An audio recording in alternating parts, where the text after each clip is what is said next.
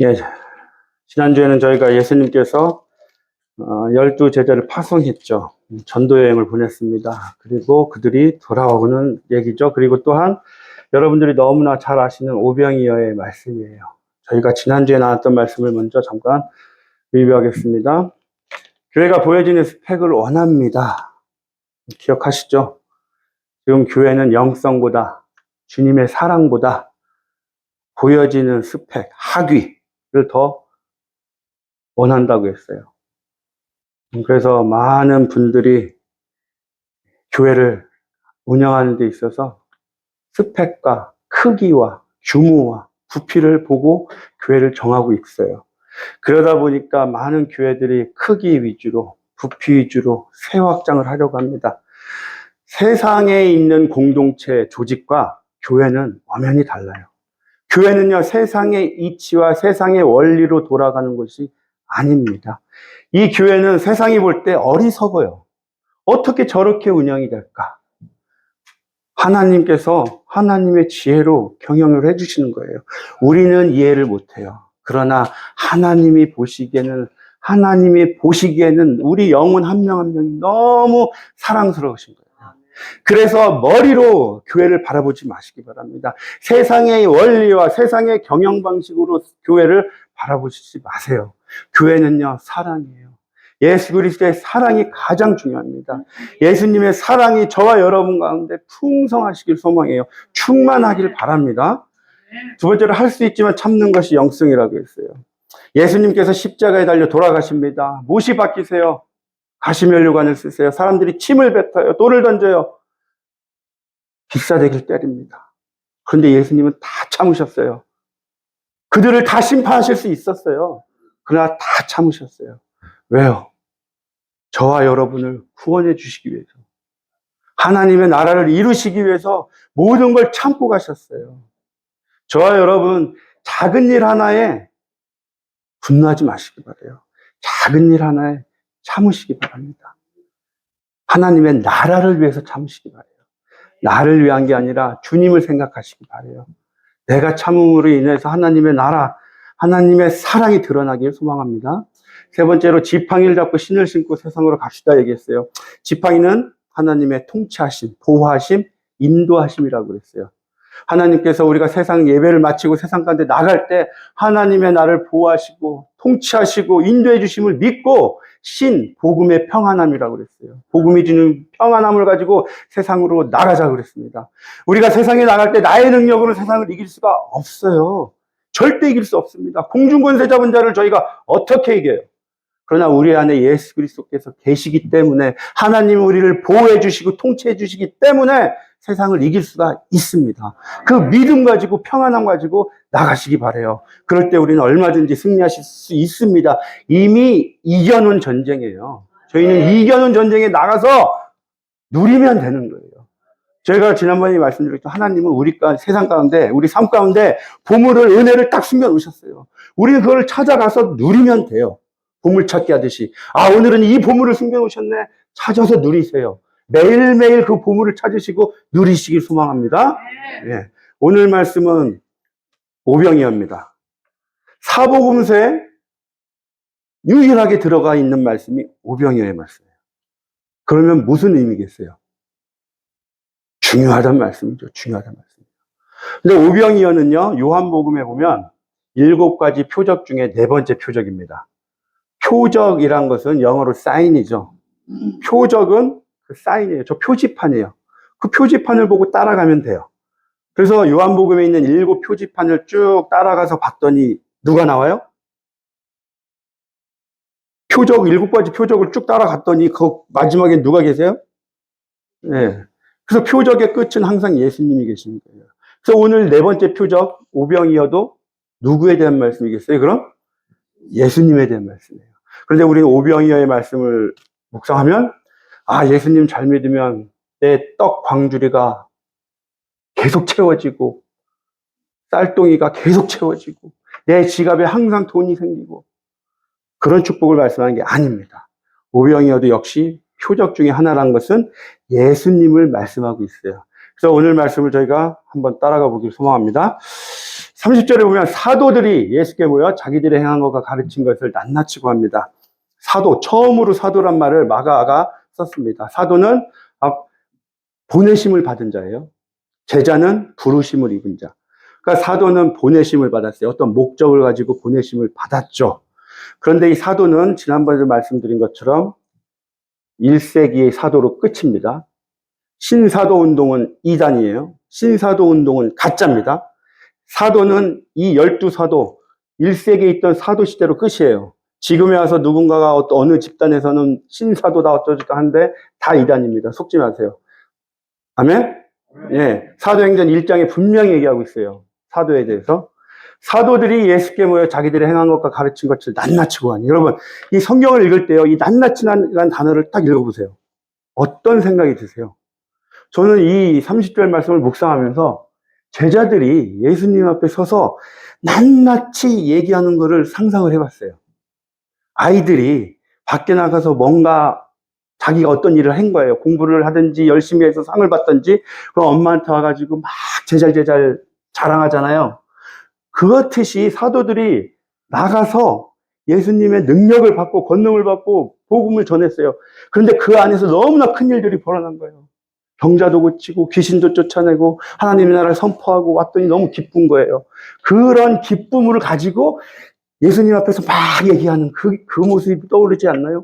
그래서 누가복음에 보면 70명의 제자들을 파송해요. 그 70인의 제자들이 돌아옵니다. 돌아와서 기뻐하면서 돌아와요. 주님, 우리가 갔더니요, 예수란 이름을 딱 선포하니까 귀신들이 다 항복하더이다. 너무 기뻐갖고 얘기를 해요. 전도여행을 갔더니 너무 기쁜 거예요. 체험을 했더니 기쁜 거예요. 그랬더니 예수님께서 뭐라고 하세요? 야, 귀신들이 너희에게 항복한 걸로 기뻐하지 마. 너희의 이름이 하늘에 기록된 것으로 기뻐해라. 라고 말씀하세요. 하나님께 쓰임 받잖아요. 그 쓰임 받은 것으로 기뻐해라. 너희가 하나님께 쓰임을 받았으면 하늘나라에 너희의 이름이 기록되어 있어. 생명책에 기록되어 있어. 기쁘지 않아요? 여러분들도 지금 하나님께서 쓰시고 계세요. 쓰시고 계십니다. 가장 기본적으로 우리 하나님께서 피로 값주고 사신 교회 세우고 있잖아요. 여러분들도 지금 교회를 같이 세워나가는 거 있는 거예요.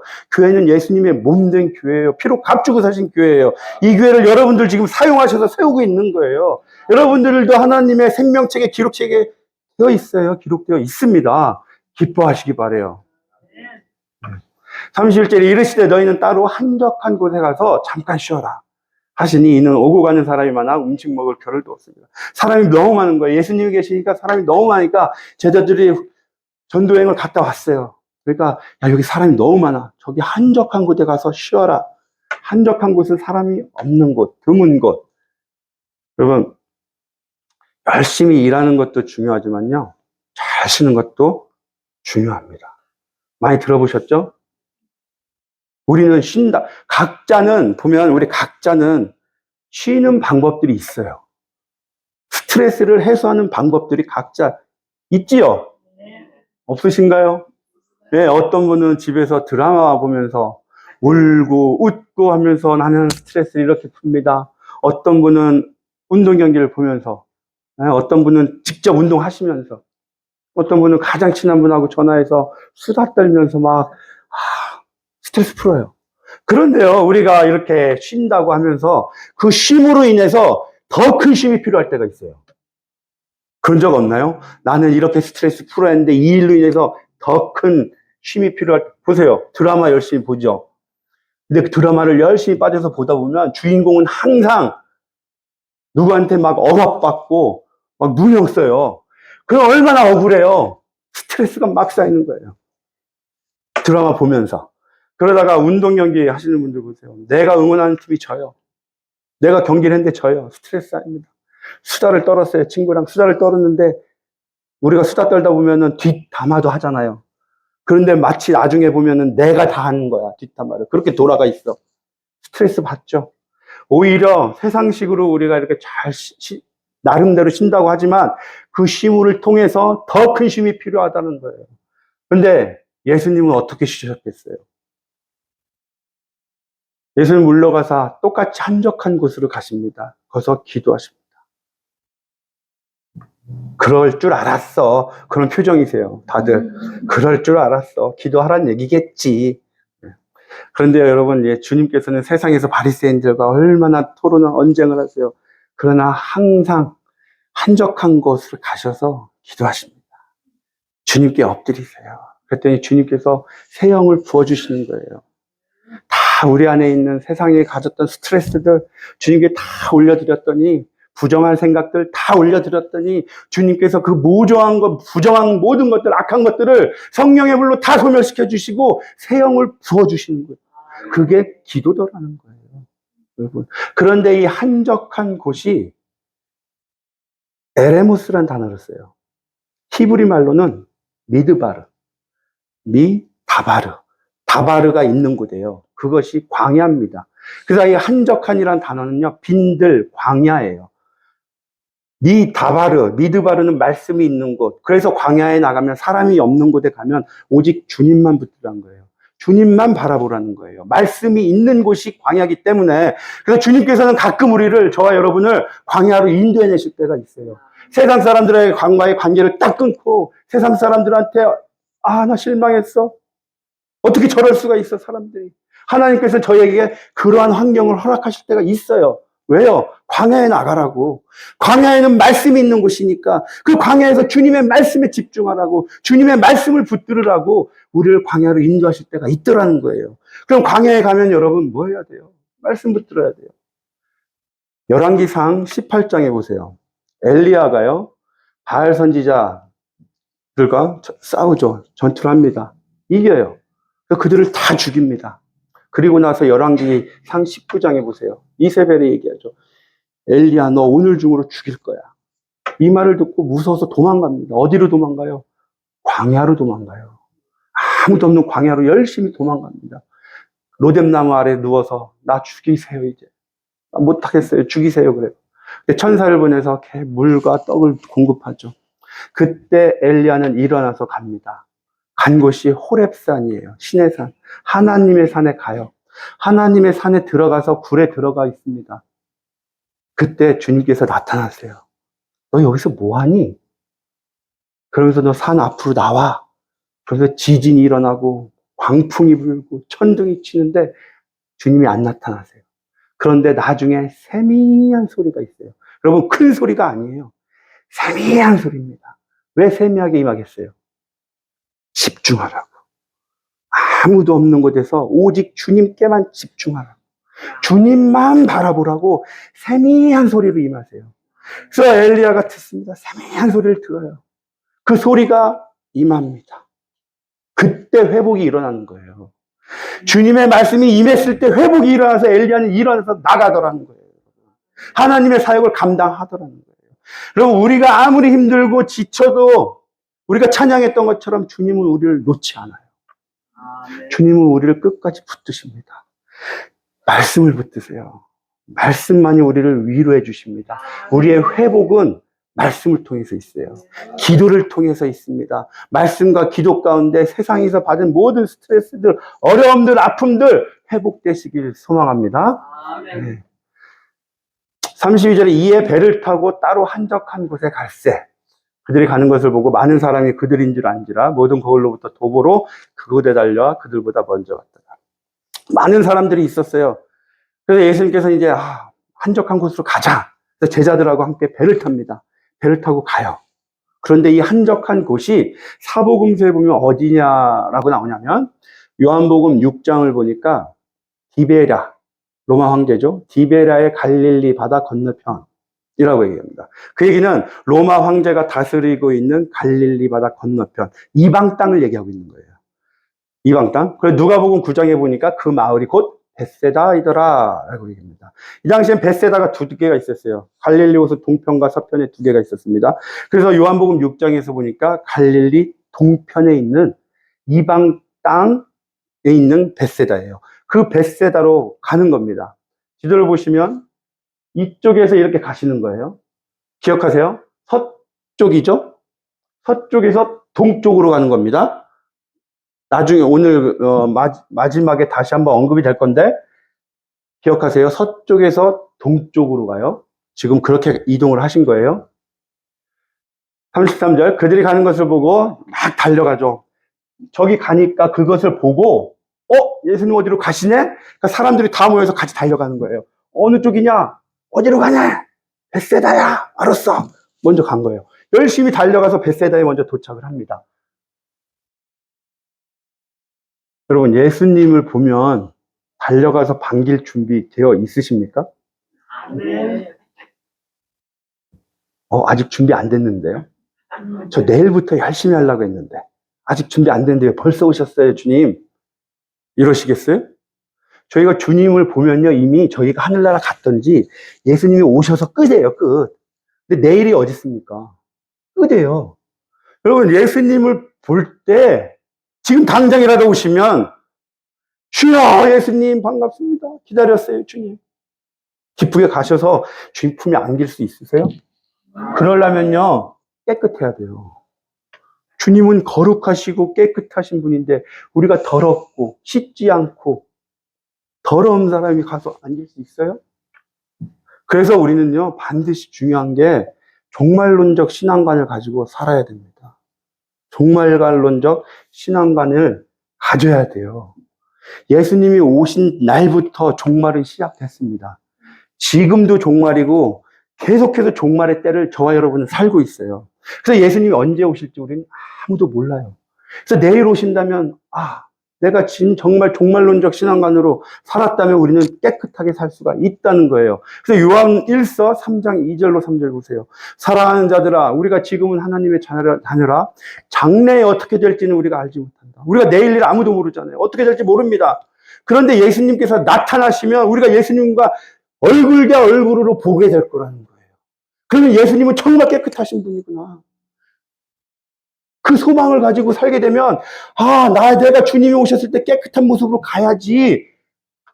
그러면 우리가 하루하루를 살아가는데 깨끗하게 살아간다는 거예요. 그게 종말론적 세계관입니다. 신앙관이에요. 여러분, 우리는 한 치 앞도 몰라요.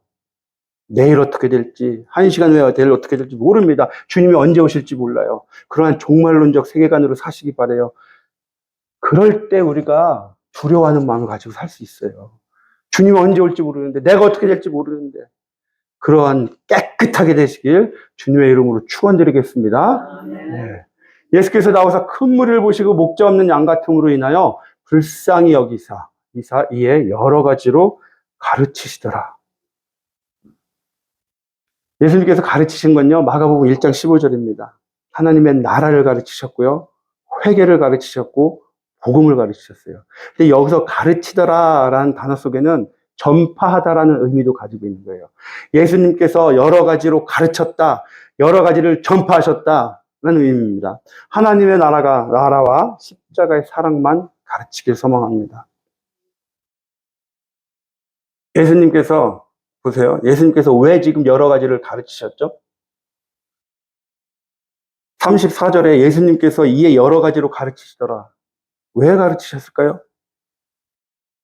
불쌍히 여기사. 이 영혼들이 너무 불쌍한 거예요. 죽으면 심판받을 수밖에 없는 존재들이라는 아시잖아요. 그 불쌍한 영혼에 대한 불쌍함이 있으시니까 그들을 가르치신 겁니다. 전하신 거예요. 여러분들도요, 믿지 않는 분들 보면 그 궁휼한 마음이 있어야 돼요. 그래서 가르쳐야 되는 거예요. 요즘 세대는요, 가르치는 것 정말 싫어합니다. 보세요. 내 지식, 내 생각을 가르치면요, 요즘 유행하는 말로 꼰대라고 그래요. 연장자가 젊은 사람들한테 이렇게 이렇게 해야지라고 하면, 라떼는 꼰대 이런 말 들어요. 그래서 저희는 그냥 조언만 해주면 됩니다. 내 지식, 내 생각들을 그냥 조언해 주세요. 그런데 젊은 사람이 연장자한테 얘기를 하면은, 가르치냐 지금? 당신 나 가르쳐? 그래서 요즘은 모든 세대가 그렇습니다. 나이 많은 세대건 젊은 세대건 배우려고 안 해요. 뭐라고 얘기하면 가르치냐? 여러분, 배우시기 바래요. 하나님의 나라에 대해서는 배우셔야 돼요. 하나님의 나라에 대해서는 반드시 배우셔야 돼요. 가르치면 들으시기 바랍니다. 보세요. 디모데후서 4장 2절 말씀입니다.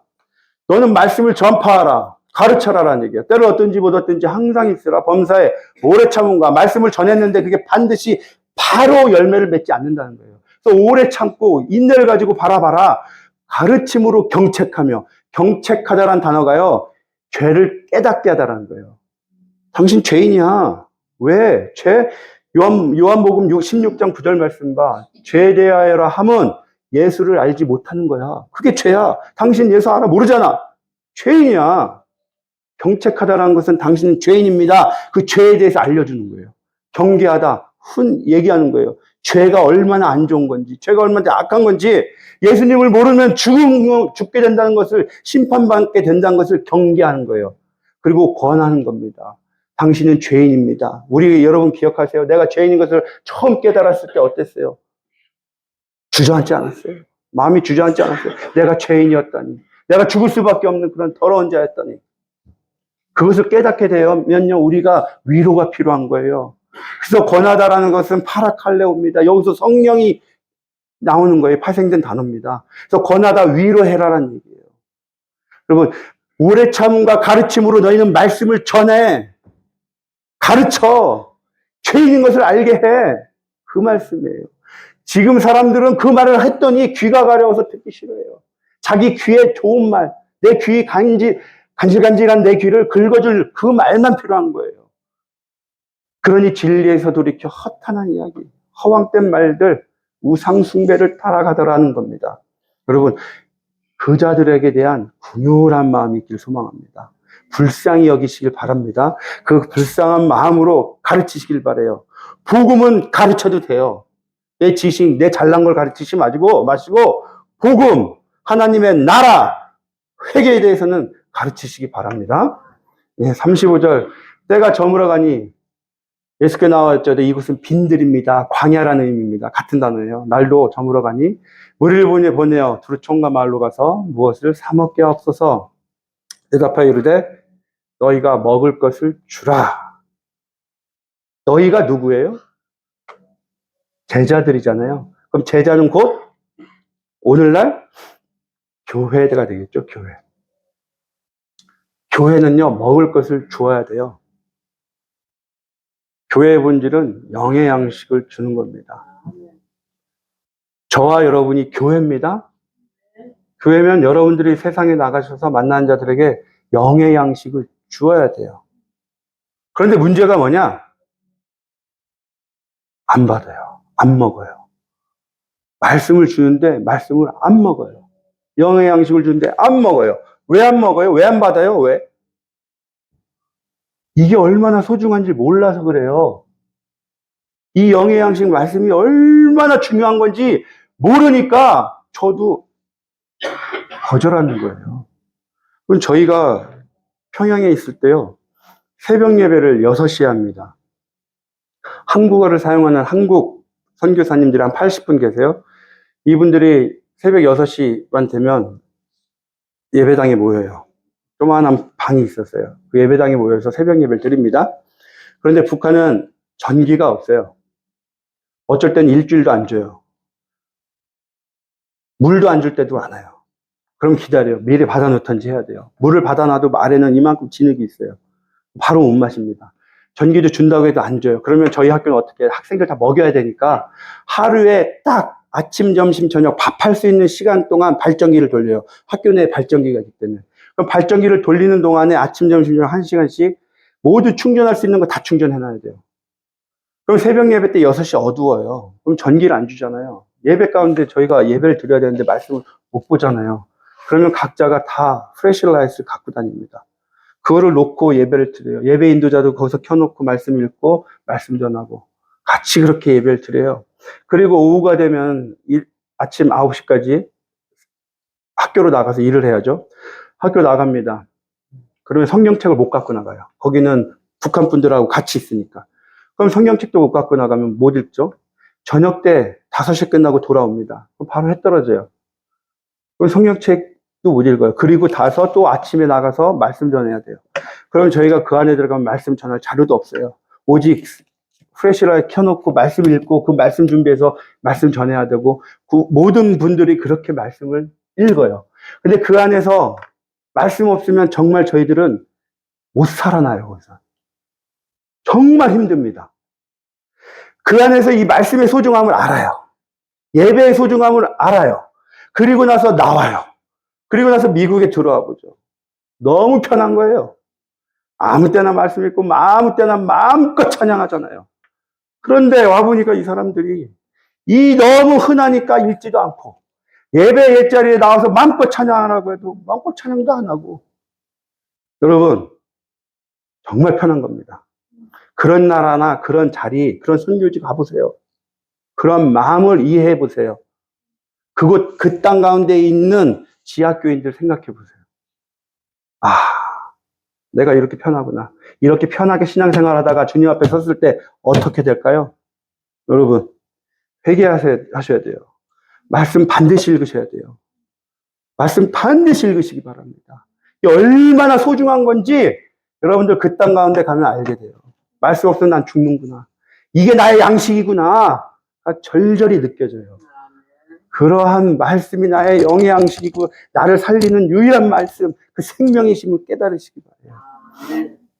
그런데 그 영의 양식, 우리가 사회에 만나는 자들에게 줘야 되는 영의 양식, 그것이 무엇이냐? 떡 5개와 물고기 2마리더라 하는 겁니다.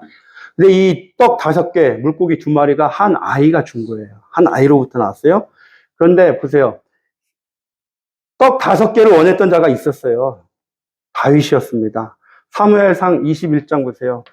다윗이 사울을 피해서 도망가다가 노베에 있는 성막에 들어갑니다. 그러면서 아히멜렉에게 얘기한 거예요. 떡 5덩이만 주세요. 왜 떡 5덩이를 원했겠어요? 여기서 의미하는 게 뭐예요? 다윗이 도망자 생활하잖아요. 사울에게 언제라도 죽을 위기에 있잖아요. 그러한 위험에 있잖아요. 그런데 얘기하는 거예요. 떡 5덩이 달라. 그 얘기는 예수님 달라는 거예요. 예수님 주세요. 저 예수 없으면 죽습니다. 이 도망자 생활 가운데 저 예수 없으면 죽어요. 말씀 없으면 죽어요. 그래서 다윗이 구한 게 떡 5덩이 말씀 달라는 거예요. 예수님 달라는 거예요. 여러분, 그 다윗과 같이요 말씀 구하시기 바라요. 그 말씀이 우리가 고백했던 것처럼 일용할 양식, 달토스, 떡이란 얘기예요. 일용할 떡, 일용할 말씀, 일용할 예수님을 달라는 거예요. 그게 주기도문이에요. 그래서 예수님께서 요한복음 6장 51절에 말씀하시죠. 내가 그 떡이다. 내가 그 떡이야. 너희가 먹는 그 떡이 나야. 그게 영의 양식입니다. 자, 물고기는 예수 그리스도를 의미하죠. 그래서 떡과 물고기는 곧 예수 그리스도를 의미합니다. 자, 40명씩, 50명씩, 100명씩 앉히세요. 그리고 축사하시고 감사기도 하십니다. 그리고 떡을 떼다, 으깨다예요. 으깨서 주십니다. 제자들에게 다 나눠줘요. 그리고 여기서 제자들은요, 보세요. 주님께 받은 것을요, 받아서 그냥 줍니다. 저와 여러분은요, 주님께 받은 것을 나가셔서 전하는 존재예요. 아멘? 꼭 이렇게 얘기하면은 뭐 꼭 물질을 주래? 괜히 그런 의미 아닙니다. 여러분이 받은 은혜, 사랑, 복음, 생명을 전하라는 거예요. 가장 소중한 것은 생명이에요. 복음이에요. 예수예요. 그 예수를 받았잖아요. 그를 나가서 전하는 게 제자예요. 저와 여러분의 삶이 그렇게 돼야 된다는 얘기입니다. 예, 이들이 다 배불리 먹고 남았어요. 근데 12바구니를 챙깁니다. 여러분, 자, 오늘 말씀을 보세요. 큰 의미로 보겠습니다. 이 오병이어의 기적을 봤어요. 그랬더니 이 오병이어의 기적을 본 사람들이 뭐래요? 이 표적을 보고 말하되 이는 참으로 세상에 오실 그 선지자라. 그러면 세상에 오실 선지자라고 했다는 것은 이미 과거에 누군가가 예언을 했다는 얘기겠죠.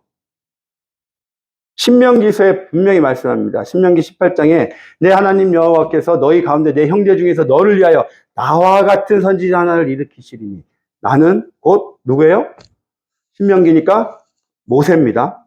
모세와 같은 선지자 하나를 일으키신대요. 근데 모세가 무엇을 했습니까? 이스라엘 백성을 출애굽시켰죠. 보세요. 모세는요, 애굽에 있던 이스라엘 백성들을 홍해 바다를 건넜죠. 어떤 방향으로 건넜어요? 아까 제가 방향 얘기했죠? 서쪽에서 동쪽으로 인도에 나왔어요. 그리고 나서 출애굽한 장소가 어디예요? 광야예요. 빈들. 그 광야에서 이스라엘 백성을 먹였어요. 무엇으로 먹였어요? 만나와 메추라기를 먹였죠. 지금 예수님 보세요. 아까 서에서 갈릴리 바다를 건너셨습니다. 근데 이스라엘 백성들이 따라왔어요. 어디로요? 한적한 곳 빈들 광야로. 광야로 나오셔서 먹이신 게 떡과 물고기예요. 곧 만나와 메추라기를 먹이신 사건이에요. 그러니까 예수님께서 오병이어의 사건은 곧 뭐예요? 출애굽기예요. 세상 가운데 있는 우리들을 주님께서 구별을 해서 빼내신 거예요. 구별을 해서 빼내서 내가 너에게 내 생명의 떡을 주리라. 그 떡을 받아먹는 게 오병이어의 사건이란 거예요. 여러분들 세상 가운데 있었지만 예수님께서 저와 여러분을 택하여 주셔서 광야로 인도해 주신 거예요. 왜요? 생명 주시려고. 영원한 생명을 주시기 위해서 저희를 광야로 인도해 내주셨다는 거예요. 그게 은혜예요. 모든 것이 은혜예요. 그 은혜이기 때문에 저희가 받은 그 모든 것을 돌려드리면 돼요. 세상에 돌려주시면 됩니다. 여러분, 오병이어는 결국 주님이에요. 예수 그리스도십니다. 예수 그리스도께 받은 떡과 물고기 세상에 흘려보내시는 저와 여러분이 되시길 주님의 이름으로 축원드리겠습니다. 네, 기도드리시겠습니다. 하나님 아버지 감사합니다. 아무것도 아닌 존재들입니다. 십자가에 못 박혀 죽어야 되는 존재들입니다. 그러나 주님의 은혜로 이 자리에 있습니다. 주님의 은혜로 생명을 얻었습니다. 예수 그리스도의 생명을 받은 자들입니다. 그 받은 모든 은혜와 생명과 복음을 세상 가운데 전하는 자가 될 수 있도록 축복하여 주시옵소서. 우리의 입술을 통해서 우리의 삶을 통해서 오직 예수 그리스도만 드러나는 자들 될 수 있도록 아버지 우리 모두를 축복하여 주시옵소서. 감사드리며 예수님의 이름으로 기도드렸습니다.